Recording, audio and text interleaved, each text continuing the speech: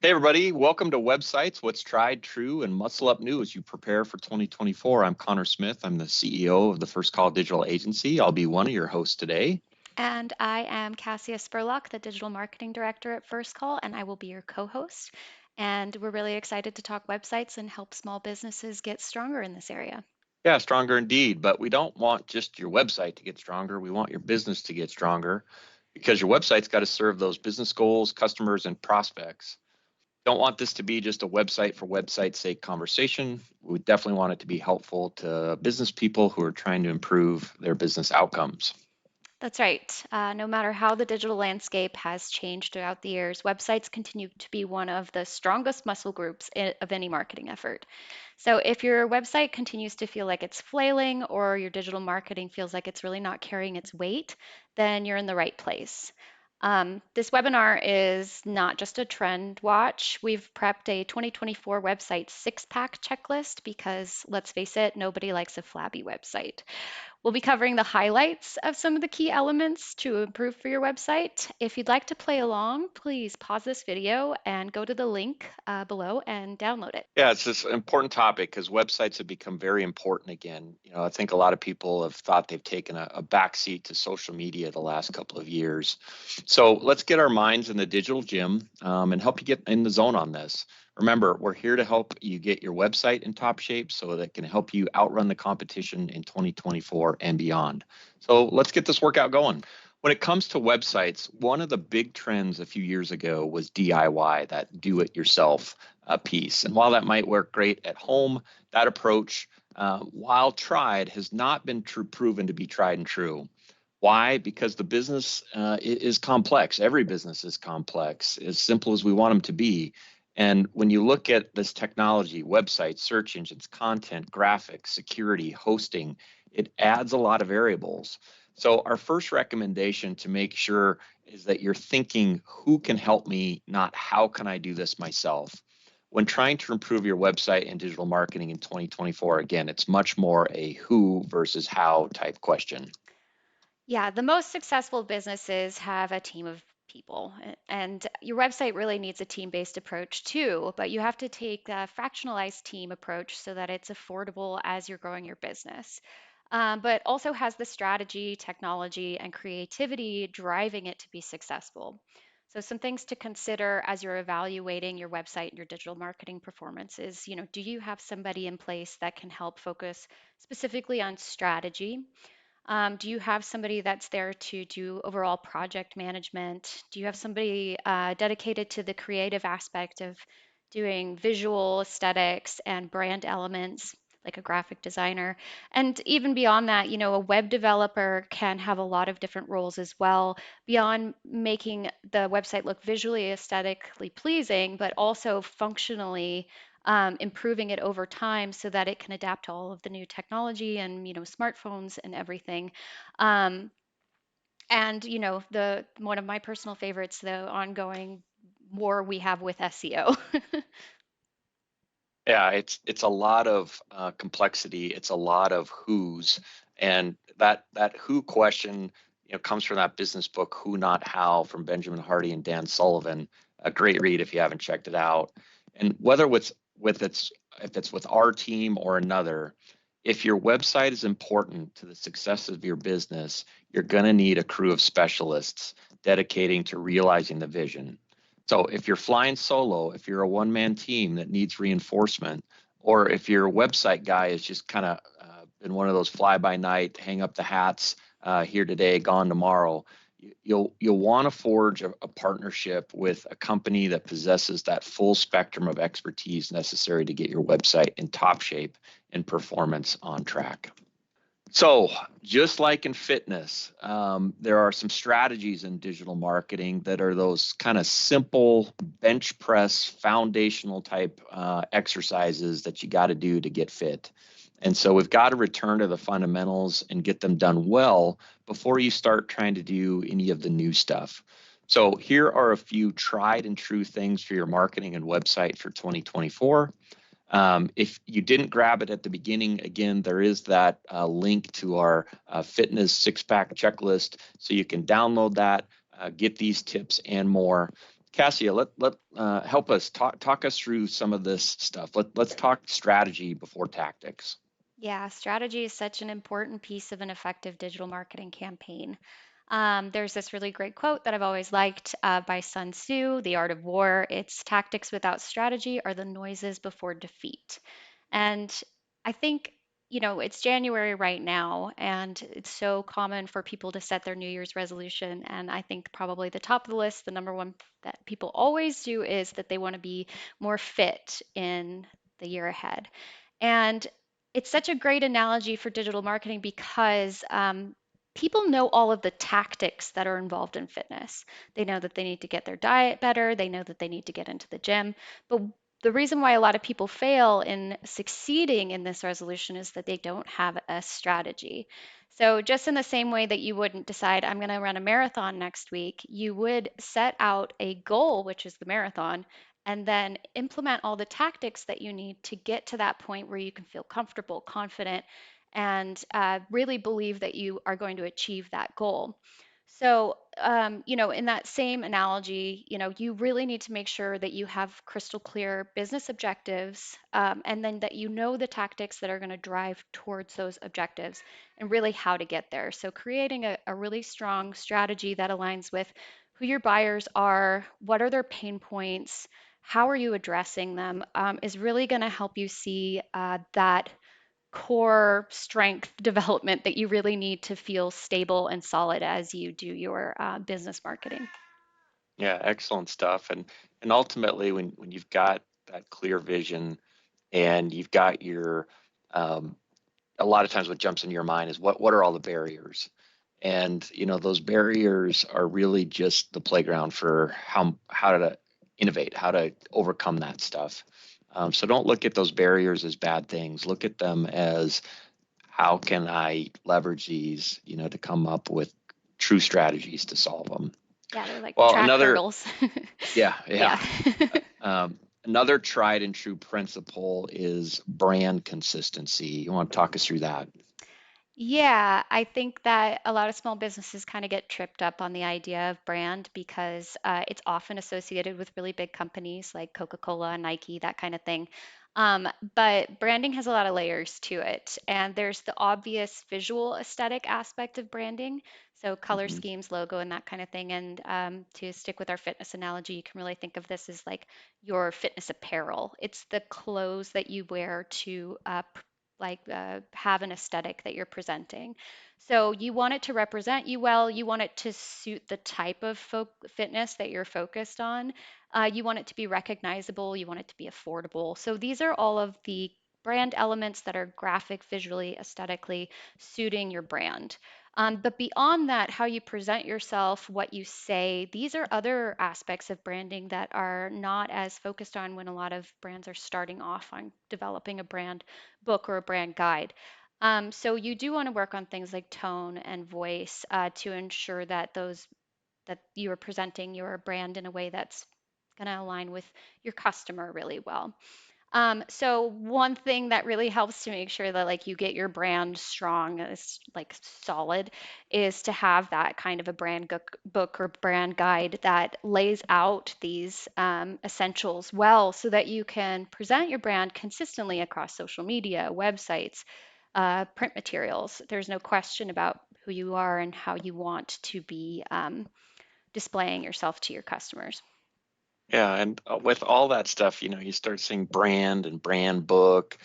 People start to think, oh, big dollars, big dollars, big dollars. But every business has a brand, and it's just a matter of investing a few $1,000s into refining that, getting really clear on it, and then organizing it so that it's super clear to everybody that has to use your brand stuff. And again, that's not as complicated as we make it sound. We do this for every business before we get started on designing a website. Um, you know, in terms of do we need a specialist? There's sometimes where you really need like an outside point of view on your existing website, on your Google My Business, maybe on your social media pages. We all look at this stuff over and over again, and it just our brains don't look at it the way that a fresh look looks at it. So talk about bringing somebody in, to look at it from different angles before you start the idea of rebuilding or even making improvements to your website. Yeah, it is such an important element of ensuring that you take your bias out. One of the things that we do like to repeat with people is that you're building your website for your customer, and you're not usually your customer. So there is like another person that you need to factor in. There's a whole industry where they set standards for what people should be expecting. But beyond that, there's a lot of really amazing data and metrics that can be looked at to get a unbiased view on how your website's truly performing. Yeah. And so it's important, like it's not always a gut check. It's not always like instinctual on how successful these things are, but we have solid data that can drive effective change. But the other aspect of that is looking at your competitors. You got to think of it like a fitness competition. We are working against your competitors and coming up with strategies against them to see what they're doing successfully and how can we implement that, and going right back to that strategy piece.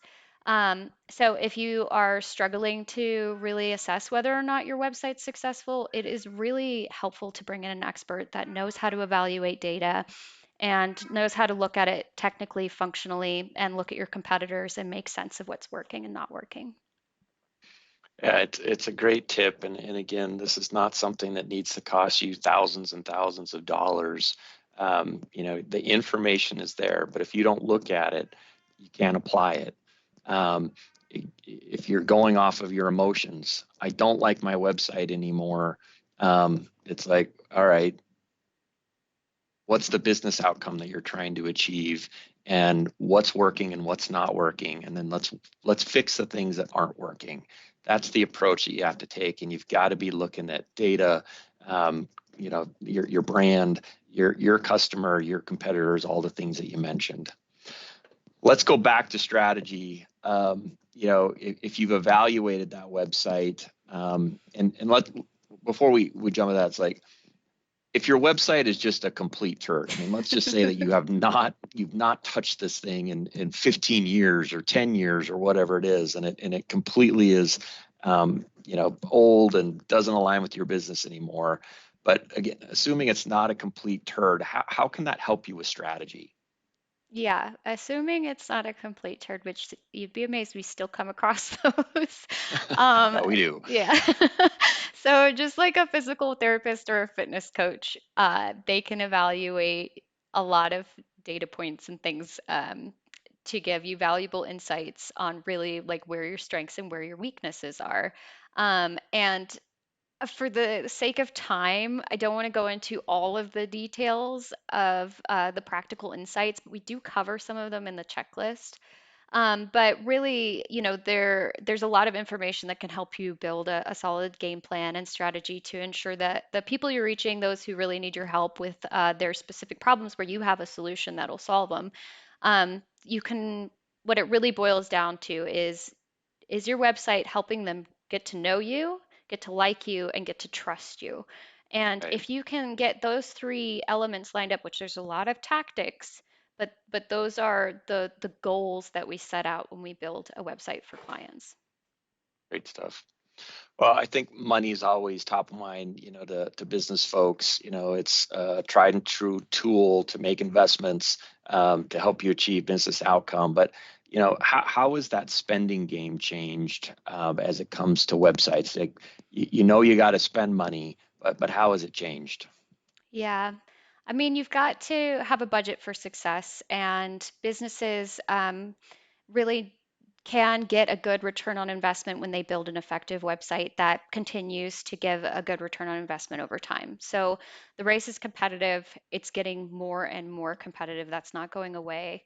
And as companies are continuing to work to earn new customers and serve better, serve their customers better, it's just getting more important to invest in quality.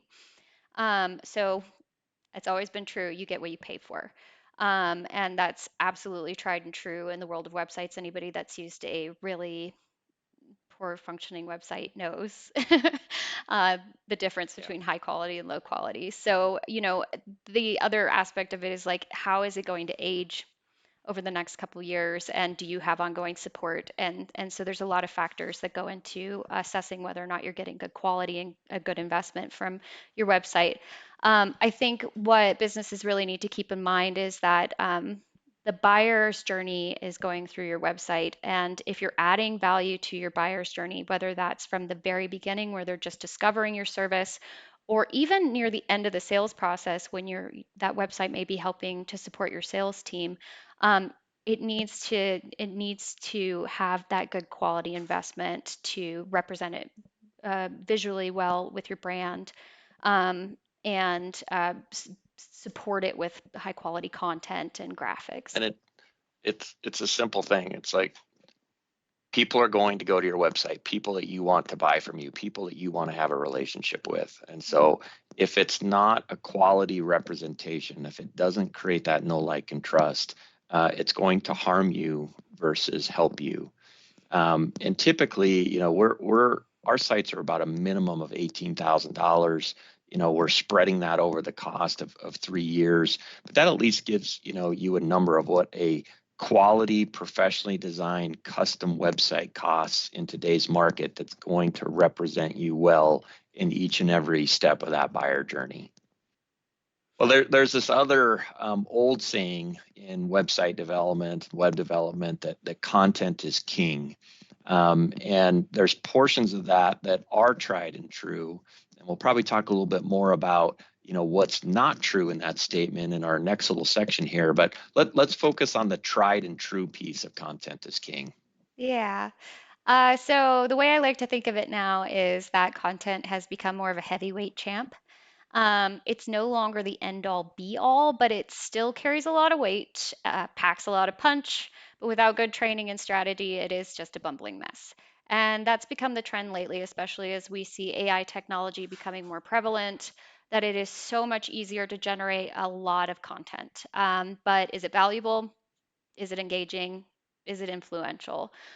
So most small businesses lack a solid strategy for themes, formats, schedules to deliver content that their audience will eat up like a post-workout meal.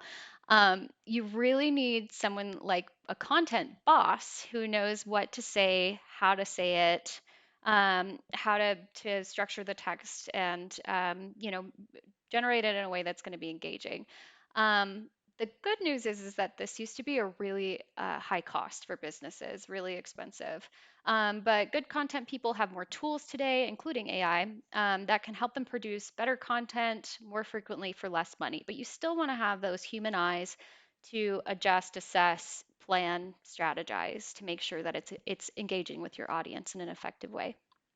Yeah, and I think the engaging piece is obviously words and text and copy that reads well, visuals that are attractive to people. That's all content, but video as well. And again, there's so many video tools out there, just that we're walking around with in our pockets, that can create engaging video that people love, and want to interact with. And all of those things when they work together, and again, this is always your big content question. You hit on those three. Is it valuable? Is it engaging? And is it influential? And if it's not hitting those things, you got to wonder why you're doing it. All right. A lot of technical stuff changes, always new stuff, new stuff, new stuff. There's always, just kind of the core basics on a website. So, hit us with a quick list. What's tried and true there? Yeah, these things haven't really changed for as long as I've been doing web development, which is longer than I care to mention. But you don't want anything that causes user functionality problems like broken links, poor navigation, where there's like a weird overlap on buttons, too small to click, that kind of thing. Um, in the same vein, like you want to make sure that your website's going to load quickly. You really only have a couple seconds to grab people's attention, and if they've used up those seconds just waiting for the homepage to load, Right. you've already lost them. Um, you want to make sure that you set up a buyer's journey that's pretty clear. If you initially present them with a ton of options and you have no clear call to action that's really giving them a focal point, you're probably going to lose their attention too. Um, and you do want to create, just an overall good experience is really what you're trying to achieve. And as we know, we shifted over to primarily mobile use a long time ago. Certain industries do still see desktop as like a more prevalent Right. user, But but yeah, fact remains is still more of the traffic is on mobile. absolutely. So obviously mobile functionality needs to be key, and not just that it responds, but that it functions and looks good on mobile. And yeah, SEO is still always going to be an important one. There's a ton of technical things that go into SEO. It changes all the time, but the key ones that you do want to pay attention to are making sure title tags, metadata, semantic tags, all of those are clean, organized, and structured well. Oh, that's a great bunch of information in terms of helping people understand what's tried and true in websites. Let's look at the muscle up stuff, the new stuff. It's 2024. It's a new year. There's always new demands on business, their websites, their digital presence. We're all online. We're all seeing the headlines. Security has got to be on the list with everything that we're reading and seeing. So talk us through security specifically as related to websites. Yeah, website breaches are becoming more common. There's a lot of, especially, WordPress is one of the most popular website platforms. We use it. And there's a lot of plugins that need to be continually updated, monitored, managed to prevent hacks. And really, this is can be a major stumbling block for your business. It can cause your customers to lose trust in your brand. You can become penalized by search engines. It's only growing more prevalent. Like cyber threats are Yeah, just becoming more and more serious. So you really want to make sure that you're keeping an eye on your website to keep it protected. Um, so staying up to date on the latest defenses, ensuring your site is an absolute fortress and not a liability. Um, the good news is that securing your website is fairly affordable. There are options available both in hosting and plugins. Um, you just really need a maintenance plan to ensure it stays that way, patched, secured, updated. It's more of a routine and kind of a nuisance, but you do have to keep an eye on the latest news and making sure that it's fully secured. yeah. And the simple way I just tell business folks is you used to think like I need my website hosted. Now, when you're thinking about it, you need to be thinking about I need website hosting and security maintenance. I need somebody doing that for me on an ongoing basis. So just add that piece in and make sure that piece is in place, or you're going to get bit. It's not a matter of if, it's when. Yeah, absolutely. All right, more new stuff. Buying hasn't been a straight track in a while. Tell us about the buyer's journey. Make sure people understand, um, you know, in their own seats, but also what their consumers are going through before that purchase happens. I think that when we say buyer's journey, a lot of people think B2C. They think of a clear path, find the product, research product, buy product. But B2B businesses experience more of a circular path sometimes when it comes to the buyer's journey. It can last a year, the buying cycle of them making considerations and comparisons and really evaluating that purchase before they commit to it. And during that time, there's a lot of touch points. There's a lot of interaction that you could be having with that prospect. It is an obstacle course, and there's only more variables as buyers become more educated, more immune to marketing strategies, better researchers. So your buyers navigating a pretty complex digital ecosystem from social media to Google reviews to traditional media, their own real world sources, referrals from friends before, deciding to commit to basically a relationship with your business. And so if you aren't thinking about it this way, you really need to be considering, what an actual buyer's journey looks like for your prospect, not just the cookie cutter versions that are often handed over to us. It's not always clear cut. There's sometimes Yeah. a lot of circles we got to dance around. I think So yeah, go yeah, ahead. a great way to think about it is, let's say you're in your neighborhood and you see your neighbor get um, fertilizer treatment on their lawn. A little sign goes in the lawn saying, Lawn Pro or whatever, did this. And so it clicks in your head, oh, my lawn could use some greening up. And so, what we would all like as a business is for that buyer to then just instantly look up Lawn Pro and call Lawn Pro and order a fertilizer treatment. Mhm. That's not what happens. Right. It goes in their head, and then maybe a few days later, they're sitting around having their morning coffee and they get on their digital phone and they look up lawn fertilizer treatment near me and they look at Google reviews. And, if they're social media people, they might check out companies that way. Yeah.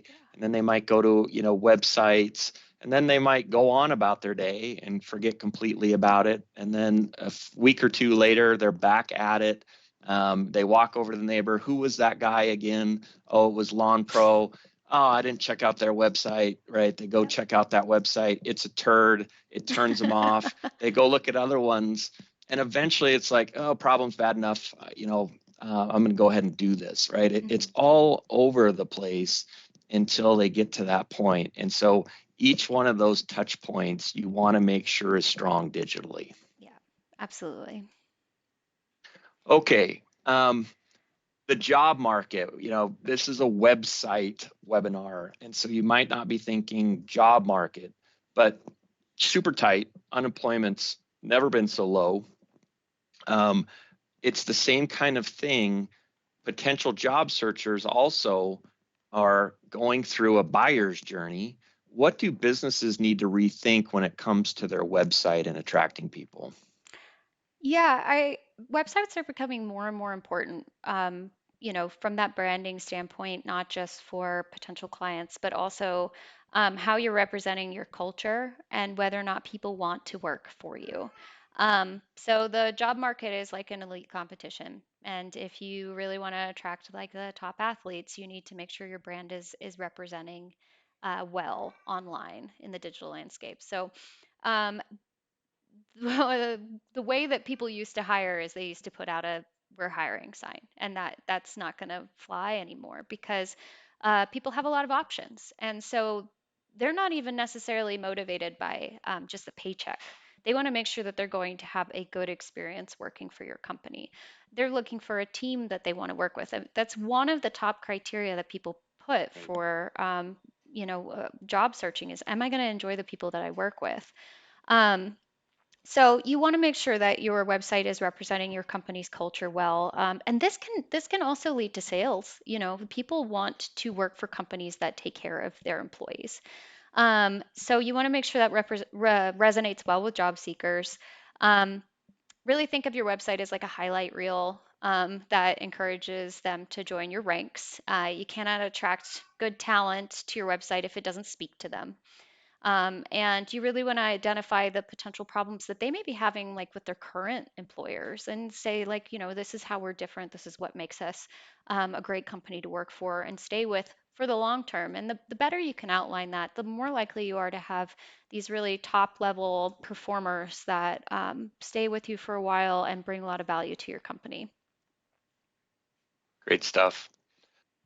You and I go to a fair number of marketing conferences Yeah. around the country each year. And I mean, without a doubt, every single one of them, there's some speaker talking about buyers' trust erosion or some flavor of that.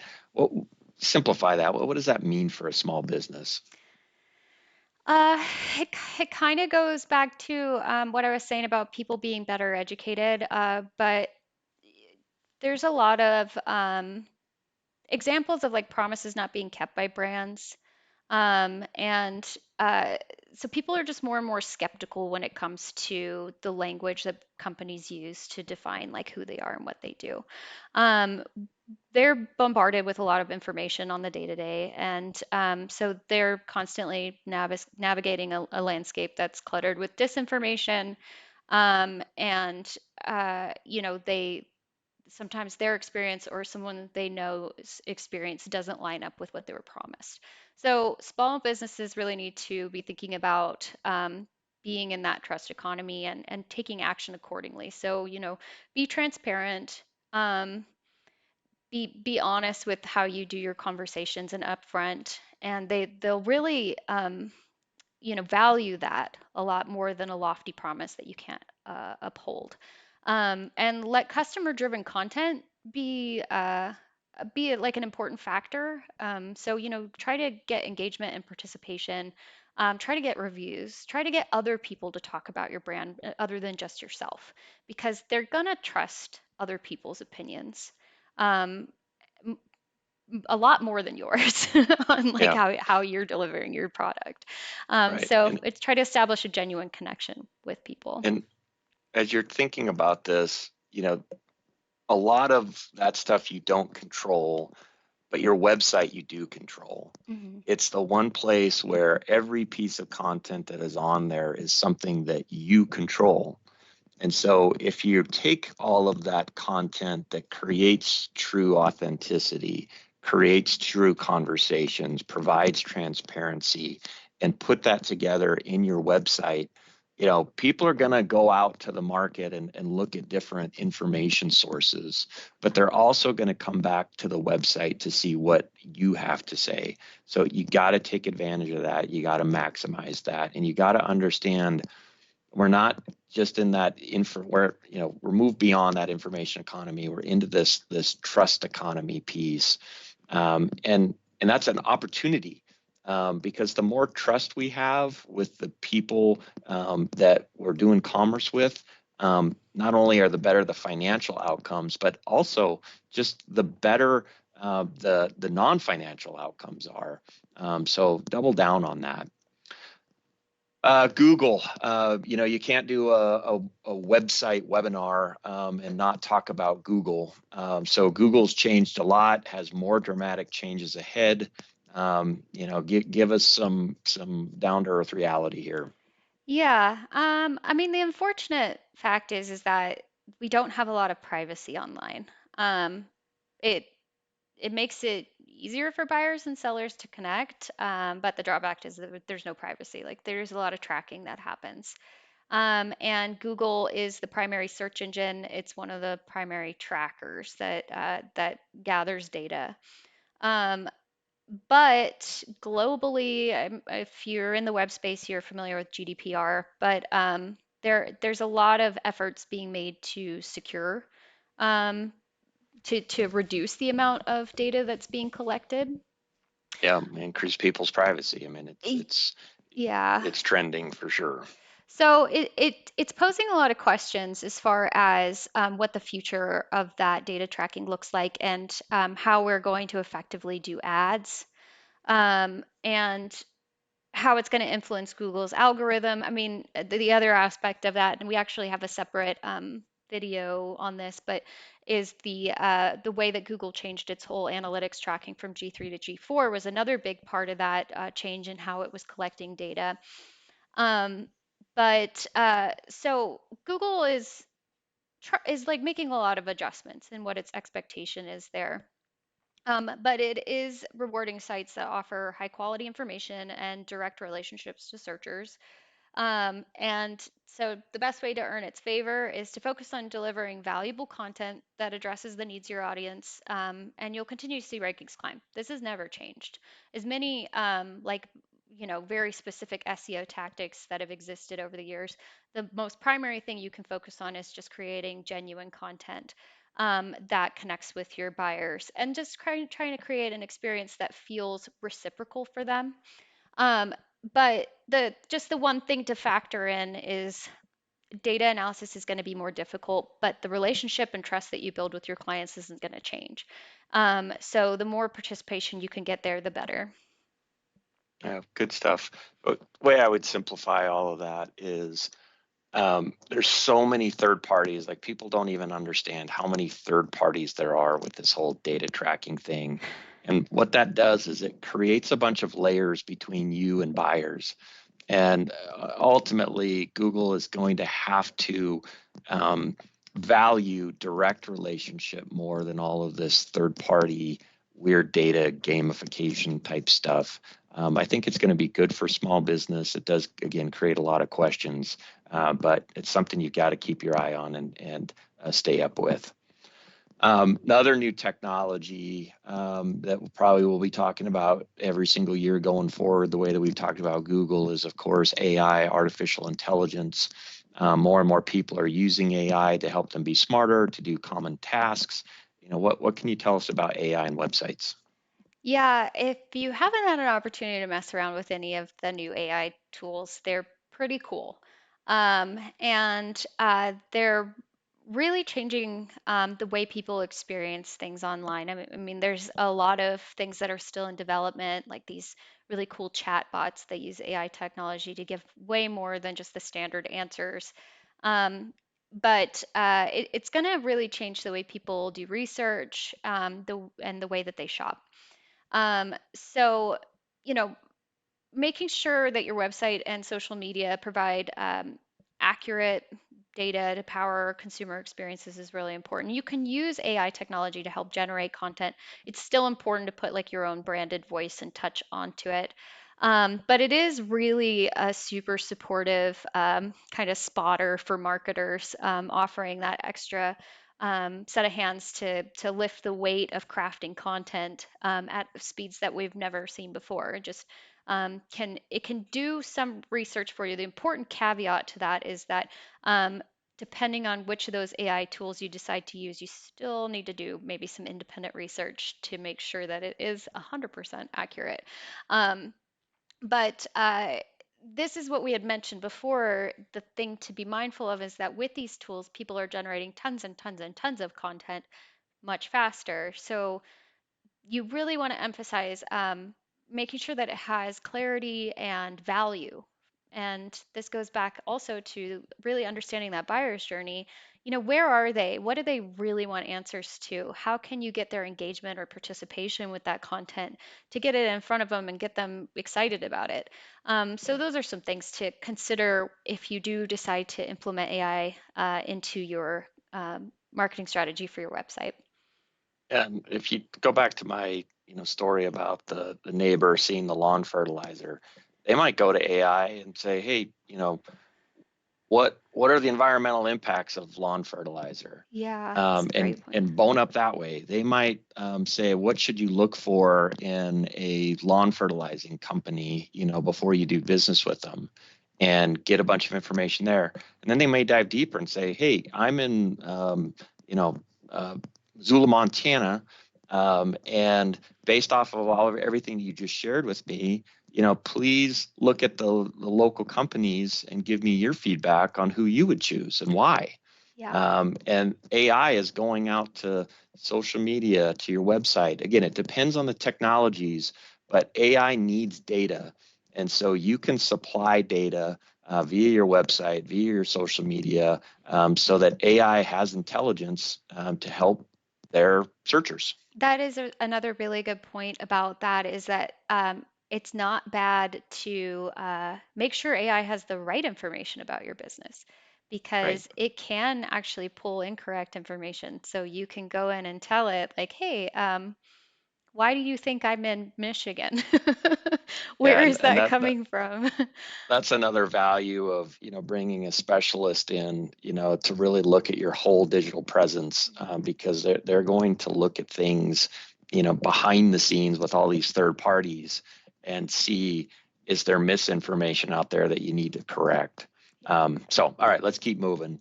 All right. Social media, it's received so much attention in the last 10 years. It's an ever evolving landscape. um, in a lot of ways, I think, that technology has kind of made people put websites, in the background. But what should we be thinking about in 2024 about websites, and tying that into social media? Yeah, earlier when we were talking about the team-based approach, I am so grateful that we have our team too, because we have a dedicated social media specialist. It's never been something that I have enjoyed participating in or researching or any of that. So, but it is an essential component, right? It is something that even if you don't enjoy it, it still has to be factored into your overall strategy because other people enjoy it, other people rely on it.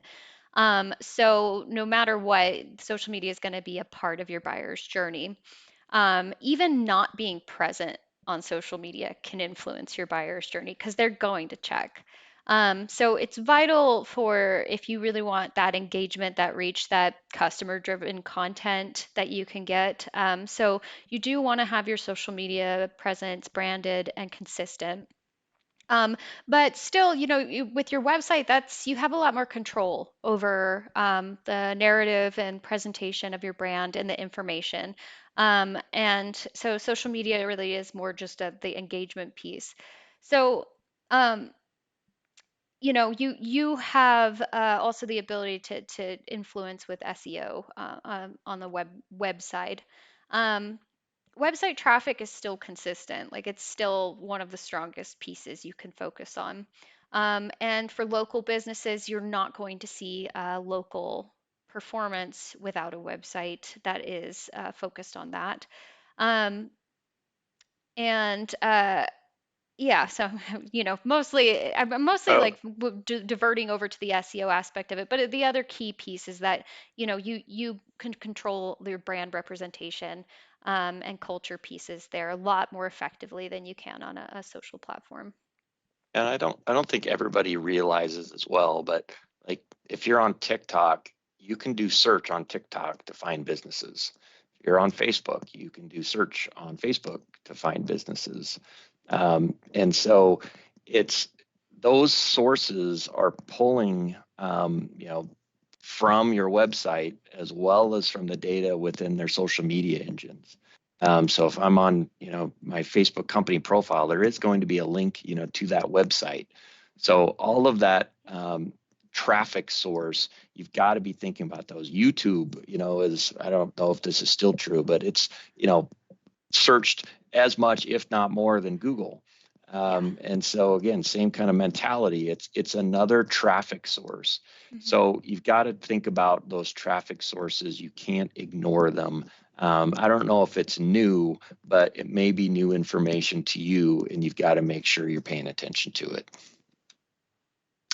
All right, so we have gone through, what's tried and true. So Cassia, thanks for all of your insights and expertise, and for some of the muscle up stuff input that you provided too.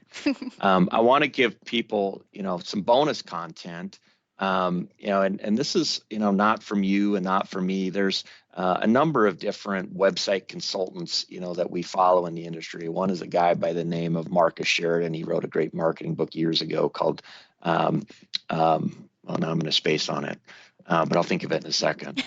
Um, this this stuff is if your business has a good handle on all the blocking and tackling things, if your website is fit and you want to take it to the next level, and think about what Cassie said earlier is high value content, stuff that is influential, stuff that maybe stands out. So, one thing is just really double down on customer success stories. People want to hear from other people about what it's like to do business with you. And so think about it in this fitness term like a trophy case of your victories, a showcase of all of your wins. People love knowing that you're helping people just like them win. The not a good fit for us page, this really stands out, to people, and becomes really honest, transparent. This is who we're good at working with. This is who's not a good fit for us and why. This is branding stuff. This sharpens your brand profile, and helps the buyer know I'm like these people. I'm a good fit for you. I'm not like these people. I'm not a good fit for you. Um, Problems we solve. I continue to believe that humans are the most problem-ridden people ever. There's endless problems, and so people love to know you understand those problems and you're really good at solving them. and the more blunt, clear you can be with that, the better. The contact us video.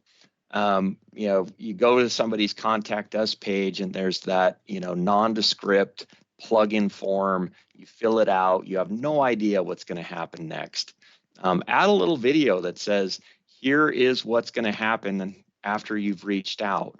Maybe build some anticipation with that so that they're looking for what's going to happen next and looking forward to it.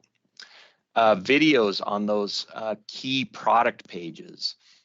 So people like to watch a video. A lot of times on our key product pages, there's a lot of long form copy, hundreds, thousands of words.